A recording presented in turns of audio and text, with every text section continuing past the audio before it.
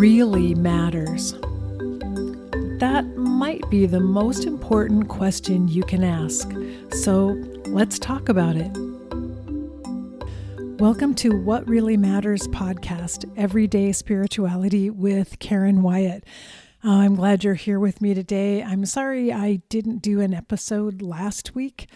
I've just been a little bit overwhelmed with all the things I'm trying to do. I'm getting ready in advance to become a grandmother once again in just a few weeks. So I'm working on getting episodes uploaded for End of Life University and taking care of all of that so that I have the month of December off and can just be a grandmother all month and help take care of my new grandson who's on the way. It's a really exciting time. I really like this time of anticipation, even though it's also fraught, of course, with concern and a little bit of trepidation because things don't always work out the way we hope they will. And sometimes even these joyful, blessed events contain some sorrow and suffering and pain, and I'm well aware of that and prepared for that. So anticipating the best of news and the best of good fortune and being prepared for the uncertainties of life and whatever may come our way. So it's a really rich time with lots of spiritual energy floating around as we're getting ready for this new life, hopefully to come and join us in a few weeks. So last week, as I said, I was just too busy to take time out to do a recording, and I wasn't feeling inspired about anything at that time. So I decided, it's okay to let it go. That may be happening off and on more and more over the next few months because I'll be in this place of fulfilling my role as a grandma and being busy. And so I may not be inspired or have the energy to make a recording for this podcast. So I just want to let you know to be prepared for that. So you're part of the uncertainty along with me and not knowing for sure how things will unfold or what my schedule will look like. But today I felt inspired to talk a little bit about knowing versus believing.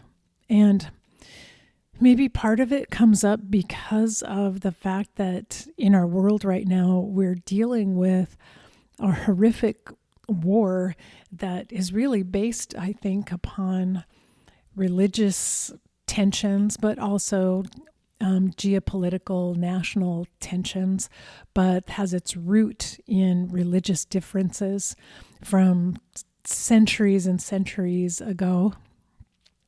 And we're watching that unfold with our very eyes. We're watching people behave in horrific, inhumane ways toward one another.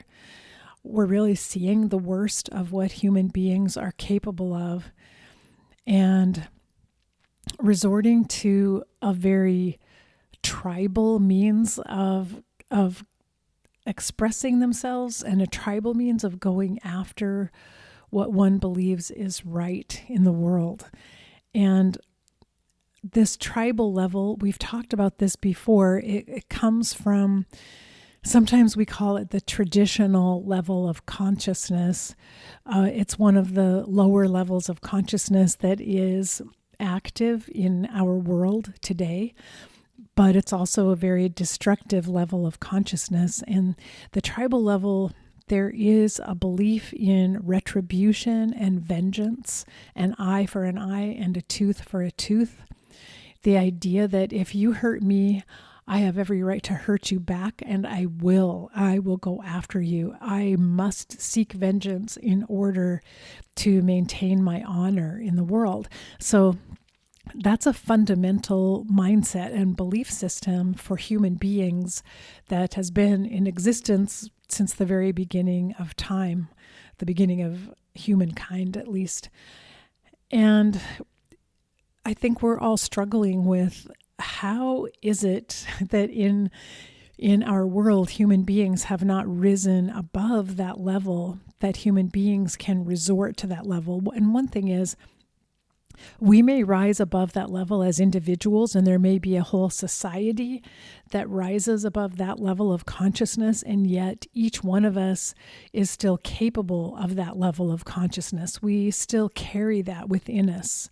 So we rise above it as we expand our consciousness, as we gain new ideas, as we learn more, and as we become more connected in a way to spirit. We discover new ways of behaving, new ways of seeing things that have happened to us and interpreting them. And we can make different decisions for how we want to respond when something happens to us. However, each and every one of us still carries within us those lower levels of consciousness and are still totally capable of behaving from that level of consciousness. If we're under enough stress or threat, or if we've been wounded badly enough or harmed enough, we may regress and act from those lower levels of consciousness and find ourselves seeking revenge, trying to harm someone else. This also comes up for me because for the last couple of months, I've been watching the streaming series on Netflix called Suits, which takes place in a law firm, and seeing how much in this show, of course, it's a fictional show, but I believe that it's probably portraying very, very believable real stories that could happen. But you see how in the legal field there's so much motivation around the same thing, getting revenge. You betrayed me, I'm going to betray you. You hurt me, I'm coming after you, and I'll take whatever I can get from you. Also, I gave you my word, you gave me your word, and you betrayed it. And this reliance on these very tribal agreements and tribal connections between us, and then a really Machiavellian justification that if you betray me or you go against our agreement, I can do whatever it takes to get back at you and punish you. I'm entitled to do that. And also that the end justifies the means. I want something good to happen, and it doesn't matter how I go about making that good thing happen. I can do anything I want to cause something to happen that I think is good or is a better situation. So again, all of this is lower consciousness thinking, and we've been bombarded with it in the news, from the news of war that's happening. And then again, if you're like me watching Suits, you're seeing it in every episode.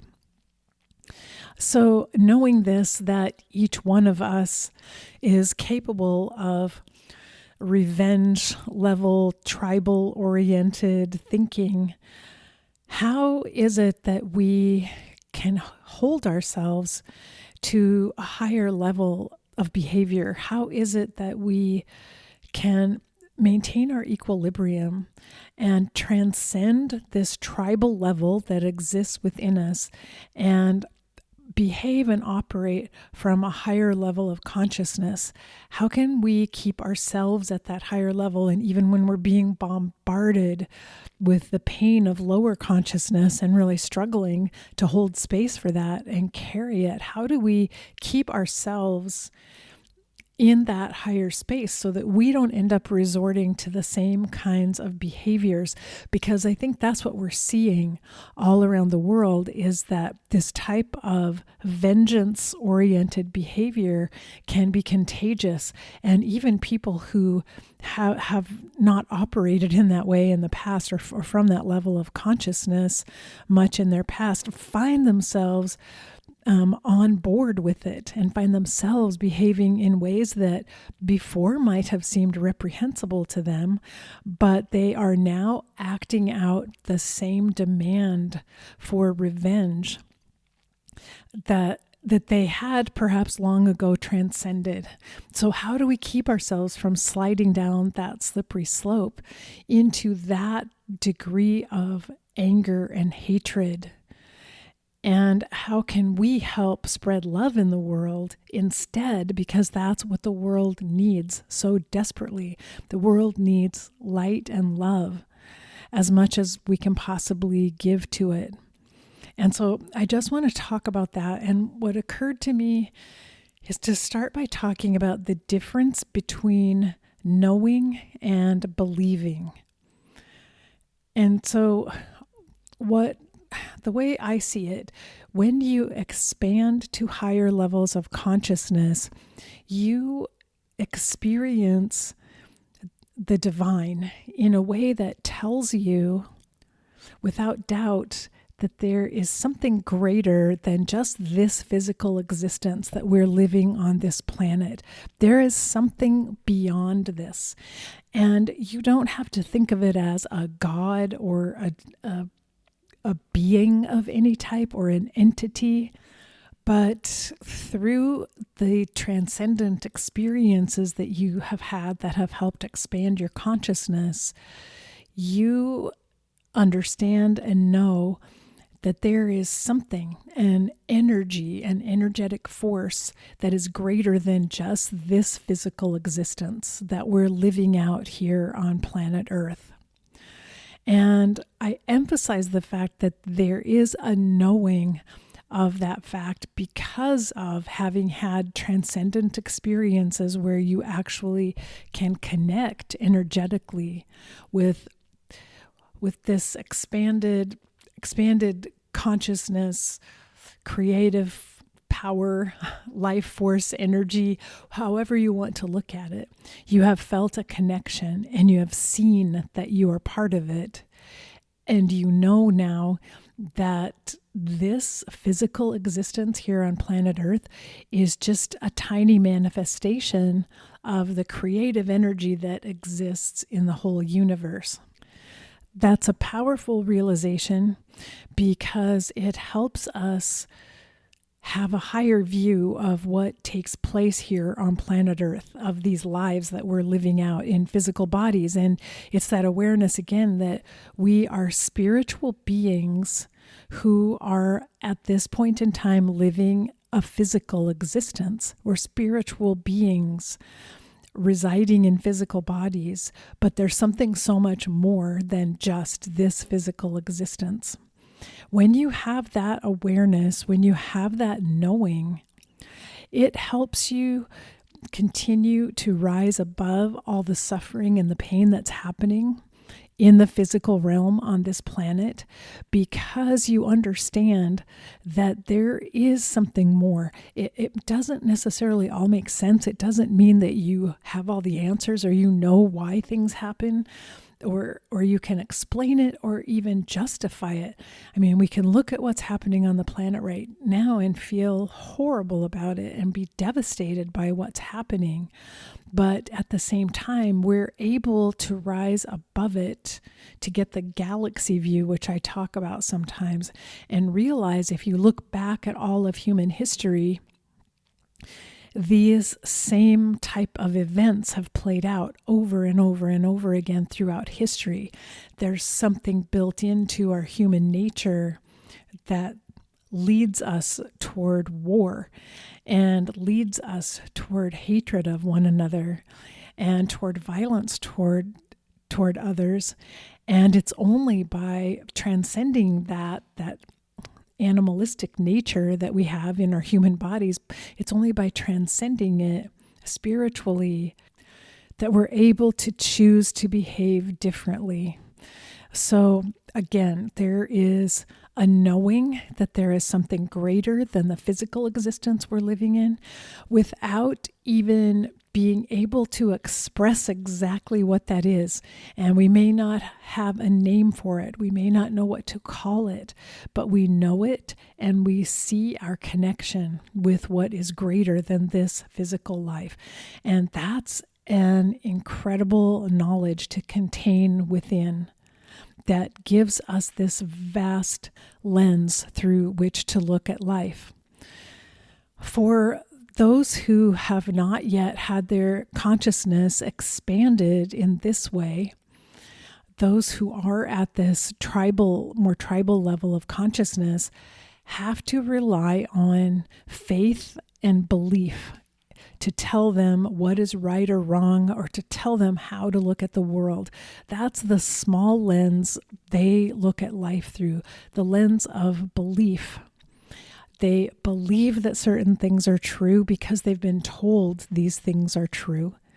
They believe these things are true because they need to believe it. They must believe it. It's what they cling to because it's the only thing that helps them make sense of the world. Again, it's the lens through which they see the world. Their beliefs, and these beliefs, as we're seeing play out before us, are very often rooted in religion. And it's religion that defines the belief and teaches the belief to us and tells us what to believe. But belief is not the same as knowing.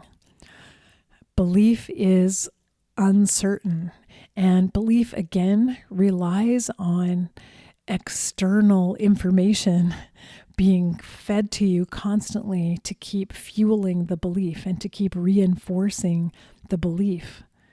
And there's a desperation in clinging to a belief, because if someone takes it away from you or proves your belief to be false in some way, then your entire worldview falls apart. You don't have anything to stand on or to rely upon. So there's a desperation in maintaining the belief at all costs and challenging anyone who would discount your belief or appear to be a threat to your belief. And the interesting thing about most of the religions in our world today is that they actually espouse rather similar beliefs, and they come from the same level of consciousness. So they actually have more in common than differentiates them. But the believers of each religion are not aware of that and cannot see that, and therefore they line up as enemies against one another and feel threatened by the existence of another. So I assume if you're listening to this podcast, you have an expanded consciousness, you have had an experience that has given you a knowing that there is something beyond this physical existence, or you wouldn't be interested in listening to what I have to say at all. This wouldn't resonate with you at all. It wouldn't make any sense. So I'm operating on that assumption that you get it. When I talk about knowing that there's something greater, you understand what that means and you feel it to the depths because it happened to you. It was a moment of transformation, a moment of growth when you connected with that knowledge. So I guess the next question that I wanted to address today is just, how do we live our lives with this knowing, this expanded consciousness knowing that we have when we're living in a world surrounded by other people who have beliefs, but who don't have the knowledge, who don't know to their core and to their depths that there's something greater than what they're experiencing. They may have a belief that there is something else out there, but they don't know it yet because they have not experienced transcendence. And in no way is this meant as some sort of judgment or a put down of people who are at that level of consciousness. As I said before, we've all been there. We've all traveled through that level of consciousness in order to get where we are. And the fact, those of us who may have an expanded consciousness, it's in many cases, it's because we had a higher set point. We came to the earth with that higher set point, and it may have nothing to do with the efforts we've made or things we've tried to learn. We were gifted with this set point that allowed us to have this experience of knowing. And so the first thing to remember when we're looking at how do we live with this gift of knowing is to simply be grateful for one thing. Be grateful for what you know, and that you have had a higher consciousness experience. That is grace. that this was given to you in your lifetime, and that you are able to see from the lens of higher consciousness is phenomenal. And that's something incredible that not everyone is fortunate enough to receive. So be grateful for that gift, but also be humble about it. Because it doesn't mean that you're better than other people or wiser than other people. It simply means that you were handed this, you were given this as part of your life experience, and as part of whatever you came here to this planet with. You were given this opportunity to have higher consciousness. Along with the opportunity of having higher consciousness, however, comes a responsibility. So this is part of why I wanted to emphasize this, and it's the responsibility to live your life in such a way that you don't abandon or betray your own knowing, that you keep what you know and this inner wisdom that you have, you keep it in your awareness at all times, and you live by it as much as you possibly can. So first, as I said, be grateful. Next, be humble, because no matter how much you know right now, you only know the tip of the iceberg of what is in the universe to be known. There's so much more that has not been revealed to any of us at this point. So we have to be humble. We know something that perhaps not everyone has had the opportunity to experience, but that's just the beginning. And there's so much more that can be learned and can be understood at some point in the future. And then the next thing, as I said, is to let the knowing that you carry with you permeate and change everything in your life. How you live your life day to day, moment to moment. Let the knowing extend into everything that you do. So live with this deep joy, even when you're in pain, even when you're grieving and suffering. Experience this inner joy, a deep joy within you, because joy is not incompatible with sorrow and suffering. They're companions. They can come hand in hand together. Joy is not incompatible with pain. You can be in that place of pain and suffering. You can witness it in the world around us. You can be grieving for what's happening, but you can at the same time have this inner joy of being alive, that no matter what, you have the gift of life and this opportunity to be alive right now, right here on this planet.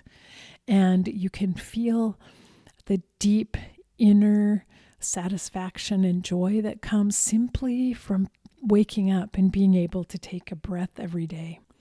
You are on a journey that is really the soul's journey. It's not a journey that your mind has planned out or chosen or worked out the details for. You're on a journey that you don't fully see or understand. And that journey contains all the suffering of the world, all the pain of this world, and also all the love and light of the divine spiritual realm that surrounds us and permeates all of us. So you have to learn how to live with both of these realities at the same time. See and feel the pain of being human, of living on this planet, while at the same time you maintain your awareness of what is greater than this life and this suffering. And then the last reminder I have is to show, don't tell. As you experience your own expanded consciousness, remember the most important thing you can do is to show the light that you carry within, more so than telling people about it, because people can't really hear about your experience or understand your experience, but they can see the light when it shines through you. So learn to let your light shine, to be a light wherever you are. In whatever darkness you encounter, be the light and allow yourself to shine. And to do that, you have to find a way to maintain your equilibrium and to stay aware always of this higher knowing that you have, this higher view of life, and not be pulled down into the mud and the mire of the pain and suffering of the planet. So you have to hold both things. You hold all the pain of the darkness of the planet while you're also holding and shining the light of your higher consciousness and your higher awareness. You have to also learn to maintain calmness and stillness within you, and that takes a lot of practice, a lot of meditation or yoga to become a person of equanimity so that you cannot be pulled down very easily or knocked off your balance very easily, so that you can stay in a calm and still place. That's where your light shines the brightest. That's where you will be able to make the biggest impact on the world around you. So as we look out at this world that is filled right now with anxiety and fear and suffering and anger and hatred and people acting out all around us, there's this chaos and confusion of what's the truth, what's really happening here, and who do we believe? And I think the fact is we have to be at a place where we have the higher understanding. This is how humans operate on planet Earth in this world. All of this is part of the human experience, and I don't need to be able to explain it. I don't need to be able to label anyone as being right or wrong. I need to grasp this is the pain and suffering of being human. But life is so much more and so much greater than that. And I have the consciousness that shows me that there is a higher view of what's happening. And the more we can maintain the higher view while we're again able to look at and hold the pain and suffering, the more we'll be shining light that will help guide others to the place, a better place. There are people who, as I've said, they have regressed and fallen back into this state of hatred and fear.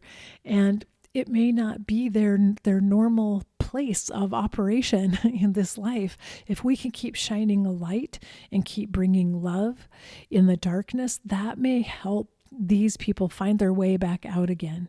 It may help them change how they're behaving and how they're looking at the world. So don't focus on who's right or wrong, which side should I be on.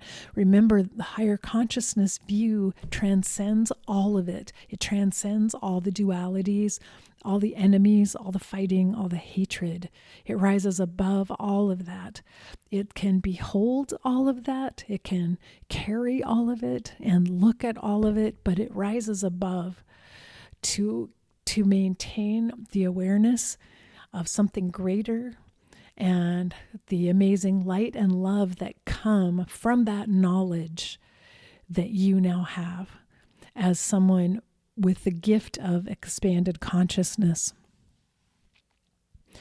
So remember these things, to be grateful that you have this higher awareness, that you're able to look upon the suffering, as awful as it is. You are able to maintain your equilibrium and acknowledge that there's pain and suffering in our world. Be humble, because it's a gift, it's grace that you are able to have this expanded consciousness view of what's happening. Allow yourself to shine as much as possible. Allow yourself to grow and change also if that's needed and being called for. Remember to keep the light flowing from you as much as possible, the light and love, and to stay in your calm, still center. And remember to show other people the light you have far more than you try to tell other people about the light you have. Here I am telling you, because, well, I'm on a podcast. It's hard to show, but I'm hoping that the words I'm telling you can inspire you to to get through a few more days of this terrible time that we're finding our world in right now, and that we can all hang together and hold hands together, hold our hearts together. We can merge our light that we're bringing into the world, merge the love that we're feeling together, and send it out as powerful ripples around this planet to try to help heal some of the woundedness that's there and some of the pain that others are experiencing. So until the next time, whenever that might be, that I come back with another episode, remember, we're here for love. That is the most important thing we can learn and express on this planet.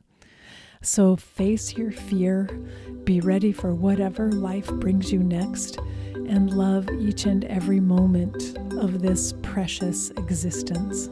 Bye-bye.